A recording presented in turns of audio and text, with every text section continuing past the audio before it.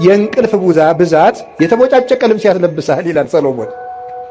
ድሃ ያደርግሃል ማለት ነው ብዙ የምትተኛ ከሆነ። እግዚአብሔር አንድ ቀን ጣፊያን ራሱ ስራ እንድታቆም ቢያደርጋት መኖር እንችላለን? በሰውነታችን ያለውን የጨው መጠን ማን ሊያጣራው ይችላል? ፊኛ ስራ ብታቆም መኖር ይቻላል? እስኪ ንገሩ። ሌላ የባሰ ነገር ሰው የሚጸዳዳበት የአካል ክፍል ቢዘጋ መኖር ትችላላችሁ? ለምሳሌ የሆነ ሰው 10 ጊዜ አጨቅጭቀኝ ይላል። እናንተ ግን 3 ጊዜ ብቻ ሊሆን ይችላል ያላችሁት። ለምንድን ነው 10 ጊዜ የሚለው? 7 ቀን የምንሰራው ስራ ወይ ህይወታችንን ያፈርሳል ወይ ህይወታችንን ይሰራል። እግዚአብሔር በጊዜ ምሕረት ሰጠ፣ በጊዜ ያልተጠቀሙትን ደግሞ አጠፋቸው። ግጥም አድርጎ ለመብላት ልጅ ነኝ የሚላል፣ ለማመንዘር ልጅ ነኝ የሚላል የለም። ትንሹም ትልቁም ይሁዳ ጊዜውን እንደ ድል መጠቀም ሲገባው መተናኮያ ያደረገው። በቃኝ አለ እግዚአብሔር። ቸርነትን ላልተጠቀመበት መዓት ይታዘዝለታል።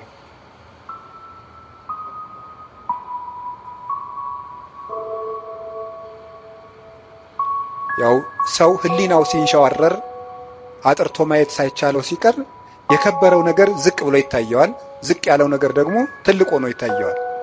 ስለዚህ የታነቀውን እያደነቀ ድንቅ የሆነውን ደግሞ እየናቀ ከሱም እየራቀ ይቀጥላል እና ክርስቲያኖች ለሁሉም ነገር ቁመናም እውነትም ምልከታም ሊኖረን ይገባል። የእንቅልፍ ብዛት የተቦጫጨቀ ልብስ ያስለብሳል ይላል ሰሎሞን። ድሃ ያደርግሃል ማለት ነው ብዙ የምትተኛ ከሆነ።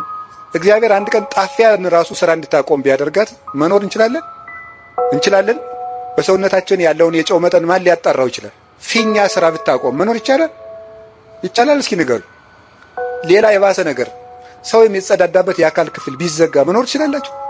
ለምሳሌ የሆነ ሰው 10 ጊዜ አጨቅጭቀኝ ይላል። እናንተ ግን 3 ጊዜ ብቻ ሊሆን ይችላል ያላችሁት። ለምንድን ነው 10 ጊዜ የሚለው? 7 ቀን የእንቅልፍ ብዛት የተቦጫጨቀ ልብስ ያስለብሳል ይላል ሰሎሞን። ድሃ ያደርግሃል ማለት ነው ብዙ የምትተኛ ከሆነ። እግዚአብሔር አንድ ቀን ጣፊያን ራሱ ስራ እንድታቆም ቢያደርጋት መኖር እንችላለን?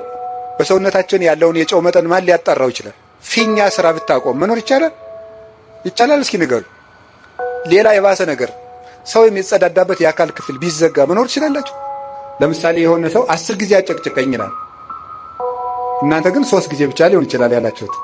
ለምንድን ነው 10 ጊዜ የሚለው? 7 ቀን የምንሰራው ስራ ወይ ህይወታችንን ያፈርሳል ወይ ህይወታችንን ይሰራል። እግዚአብሔር በጊዜ ምሕረት ሰጠ፣ በጊዜ ያልተጠቀሙትን ደግሞ አጠፋቸው። ግጥም አድርጎ ለመብላት ልጅ ነኝ የሚላል፣ ለማመንዘር ልጅ ነኝ የሚላል የለም። ትንሹም ትልቁም ይሁዳ